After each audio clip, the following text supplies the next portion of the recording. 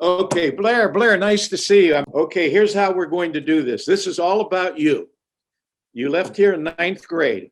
I want you to take the day you graduated and take us all the way through your education, the rest of your education, where you went, what you did.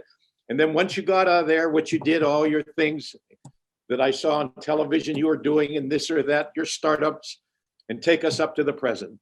And then we'll have a time to reminisce a little bit about the school and dig up some of the ghosts and everything. Okay, it's all yours. Take us. This might turn into a therapy session where you're the therapist and I'm the patient at this rate. If you're gonna let me open up like that, but yeah, I left Palm Beach State in 2003. Yep, 2003. I went to Deerfield Academy in Massachusetts until 2006, and then I was at the University of Richmond in Virginia until 2010. In 2010, I moved to New York City and I started a company called Next Step Realty. The company helps college graduates move to New York when they get jobs in Manhattan or Brooklyn or in the surrounding area. And while I was doing that job, we had a very exciting ride. I was in Manhattan for almost 8 years. We were on the Forbes 30 Under 30. We had a show on ABC Family, which is now Freeform. And I moved back to Palm Beach, Florida in 2017, 18, about early 2018, to kind of switch gears and transition into the political world. And I've been doing that since 2017, early 2017 into 2018. Been back home in Florida and been working in Republican politics for about four years now. So I guess I'm 33, so I've been out of school, so to speak, for 11 years. I graduated Richmond when I was 22, and yeah, I spent about 7 of those years as the CEO of Next Step Realty. I'm now on the board. I'm the executive chairman of the board of that company, which is a more passive role. And my day-to-day activity is as the CEO of the Brandt Group, which is my political consulting and strategic advisory firm. I see that from your we pulled up on you. You're big in animal activism. Yeah, I've done a lot in animal welfare, particularly around companion pets. So dogs and cats. I've been really big in that space. I've primarily advocated both at the state levels and at the federal levels for government to crack down on a lot of the things that unfortunately are happening to companion pets. Like, for example, puppy mills is a big thing for me. I work to end greyhound racing in Florida. We've worked to crack down on dog fighting rings all over the country. We've also worked with federal agencies to crack down on lab experiments. A lot of Americans don't know we still test a lot of our products on dogs, which is a very cruel industry. I won't get into, but yeah, that's been a big passion project of mine. It's actually how I got into politics. Was advocacy for animal welfare was my initial kind of foray into the Republican atmosphere, and it's an underserved topic. It doesn't get a lot of airtime, but there's a lot of bad things happening to our furry friends, and I've always just felt like they're one of God's best creatures, and always wanted to help where I can. And they don't have any, they can't hire professional consultants or lobbyists. So they don't have big incomes. So you have to go out and just and kind of be a voice for them. Now, you were somewhat instrumental in the dog racing, right? When was that abolished? Last year? So the vote was in the November 2018 midterm elections. It was on the ballot in the state of Florida. And I believe we had a 69% approval on the ballot. We needed 60%. So 69% of voters in Florida chose to end greyhound racing. And as of this past December, all of the racetracks in Florida had phased out and closed, and all of those greyhounds were adopted. So it was thousands of greyhounds, if not over 10,000 greyhounds that have been matriculating out of that industry into people's homes. And I meet people all the time who adopted greyhounds and love their dogs. So that was a particularly rewarding part of that portfolio. And it was also probably the most formal of any effort because it was actually on a statewide ballot. So we really had to kind of run the gamut. It was almost like running for office. I mean, you do the same things a candidate does: grassroots, digital, et cetera. And I imagine you had some formidable opposition. Yeah, I mean, whenever you're changing a system that benefits hundreds or thousands or tens of thousands of people financially, you face an uphill battle. And it's animal welfare is an interesting topic to be focused on when you're involved in the Republican or the conservative climate, because the number one philosophical priority of our movement is jobs. So anytime you're involved in eradicating someone's job is kind of the antithesis of what the platform is really all about. And the only thing though is that there has to be a line there. You've got to draw certain lines when it comes to whether it's the environment or animal welfare. There's just certain areas where you have to move society forward at the short-term risk of employment. And I think ultimately, the unemployment rate in Florida is very low, and it's my hope that the nonprofits who are involved in that process were as helpful as they could be to the industry in transitioning them to other functions. Right. You know what I got a kick out of reading when one of your first enterprises was in college, the laundry thing you started. And I remember in college, I'd send mine home and mail it. But I got a kick out of that. How'd you get into that? How'd that happen? As has been reported, it was pretty simply that I had a lot of friends who did not want to do their laundry. And I also had a lot of friends who wanted work. I had some friends who were in a position where they could afford to have someone do their laundry and they didn't want to do it. And I knew other students who were looking for jobs and looking for income to pay for their expenses while they were on campus. And I kind of matched the two together. I hired one group of friends to help the other group of friends. And I myself was, looking for income while I was in college to go out and do things and go to dinner and grab beers and things like that. So it worked out well. It was a good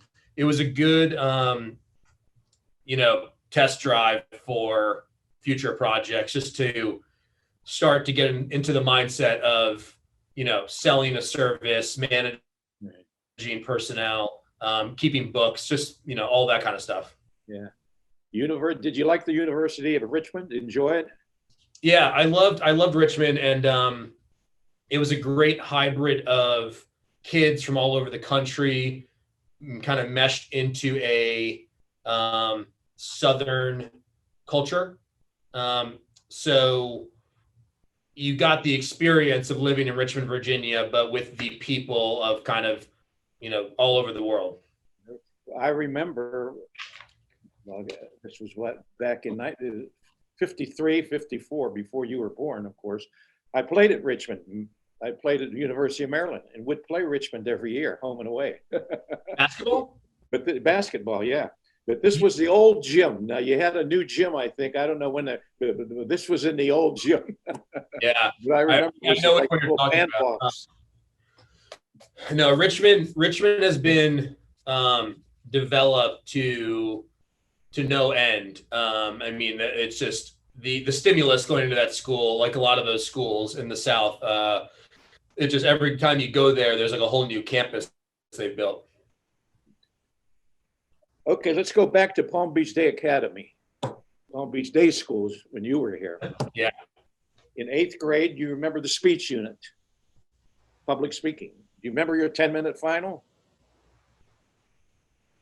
I'd have to look that up. Do you happen to know what it is? No, I don't. But I ask about half the people that I've done how many? We've done about 20 of these so far, and about half of them remember their 10-minute final speech, and the others don't. I remember probably more importantly than the content of whatever I said, I remember the process of preparing for that and getting through that. And that stuff, not just at Palm Beach Day School, but throughout my education, it was that kind of stuff that has been the most important because, your whole life, you're basically publicly speaking all the time. Well, I imagine that's 90% of your Well, presentation. I mean, whether you're having dinner with 8 people or 2 people or 3 people, I mean, you're constantly publicly speaking, whether it's a small or big audience. And the process that you taught of,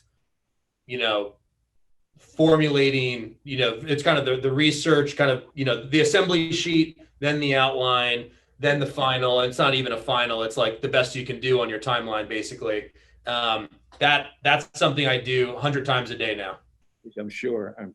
I remember a few other things, and actually, I was thinking about this the other day because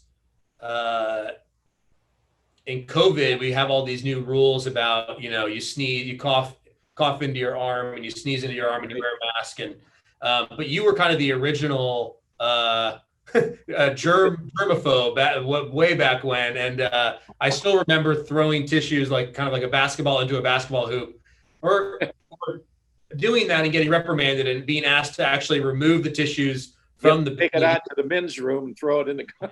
I remember getting a chance to play tennis with you on the weekends a few times when I wasn't in your classes, and you were very strategic about using your advantages versus your disadvantages at the time, and you got your serve so good that you would just ace people, and that way you didn't have to play the points out. At Deerfield and Richmond, it was a lot of my best classes were English or I call it communications classes, where we would basically all read the same thing and come out with different opinions or perspectives or ideas. It's just such a core skill to be familiar with that it's good to learn. What you had to do almost every week, we would have an article, short articles, and you would have to write 2 paragraphs. At first, the author's main ideas. Yeah. That was comprehension. You have no right to an opinion if you don't know what the person is saying. Right. And then in the second paragraph, your opinion. And that's where we got some real discussions. And I remember, and I remember Blair looking back, and almost all the articles I would give would be non-political. They would be life lessons things. But a number of the articles I gave you people was written by who I consider the best essayist in the political essayist in the last 30 years in America. And he died just here last year, Charles Krauthammer. Have you ever read him? Yeah, was he on TV or no? Oh, he was on TV. He's written, he has 2 books out. If you ever have a chance to do some reading. Was he paralyzed or was he in a wheelchair? Am I thinking of the right person? Wheelchair. Yeah. It was interesting because he was at Harvard. He was a freshman in their med school, and he was in a diving accident and became paralyzed after his freshman year. Yet he managed to graduate from Harvard Medical School. And I didn't realize that he was also an essayist. An essayist, absolute brilliant essayist, absolutely brilliant essayist. But and the writing is becoming more of the coveted skills these days because everyone's so used to kind of video conferences like this or phone conversations or texting. And you've got, for example, on Twitter, you've got 140 characters to get an entire message across. And there's not a lot of people left who, other than professional authors, who actually can sit down and really articulate their ideas well. Well, I tell the kids, I told your class, I don't know if you remember, but I'll roll quickly. The purpose of your education is that eventually to become a critical thinker. Yeah. Now, to become a critical thinker, you need four things. Number one, you got to be a good reader. If you're not a good reader, you can't be a critical thinker because you can't get enough information, sophisticated information. You know what I mean? Number two, you have to be a good writer. And by a good writer, I don't mean a great author. I mean, you have to be a good, clear writer so that you can get your ideas out the way you want them out so people can understand them. And those are the two things that Palm Beach Day was always paramount. Those were the two things: academics, reading, writing. Then the third thing you need, of course, you got to be fair. Yeah. Now, this is something that we try to do some of that in school here. We certainly do. But so much of that is done at home before you even hit that first grade. Yeah. And then the fourth thing you need, and again, and the kids would always agree on this one, and I'd say, and on this fourth thing, some of you have already experienced the difficulty. You're going to have some moral courage, because you're going to find, if you are a critical thinker and you are fair about all this, you're going to disagree with your peers at time, and that's when the hands would yes. You're going to disagree with your government at times. You're going to disagree with your school at times. You're going to disagree with your church or your synagogue or your thing at times. You're going to disagree with your parents at times. And that's very difficult, these disagreements. Mm-hmm. But if you want to be a critical thinker, that's what you got to do. Yeah. That's what you got to do. I always used to say that I felt like school was basically, while you were there, you were learning how to learn. Because basically, after school, you go into, my career is a good example of this. I've been in two totally different fields now, and in each field, there's no playbook, there's no mentor that can tell you how everything's going to happen. I mean, people can give you tips, but ultimately you just have to go out and live this stuff. And the skill set that for me that started at Palm Beach Day School was basically that, you walk into a classroom and you know nothing about what you're about to learn, and you walk out of it by the end of the semester and a lot more than you did. And that skill set of being able to say, all right, I'm going into a new room or a new meeting or a new audience or a new industry, and I'm going to be the quickest learner in that space and go from 0 to 60 the fastest. That's the real skill set that I left Palm Beach Day School with, and I took to Deerfield and Richmond and out into the real world, is that kind of the ability to learn new topics and new skills. So it's been very nice. I was so proud those times, and they'd tell me, look on TV tonight, you're going to see, and I'd see you there, and you comported yourself so well. I was so proud. You're in town now, you're in Palm Beach now. When this pandemic is over, give me a call. We'll go out to lunch and we'll get in to do some more talking and reminisce, et cetera, et cetera, et cetera. Okay? That sounds great. Barbara knows how to reach me, so just let me know. Good, she knows. Okay, Blair, thank you. Thanks for having me.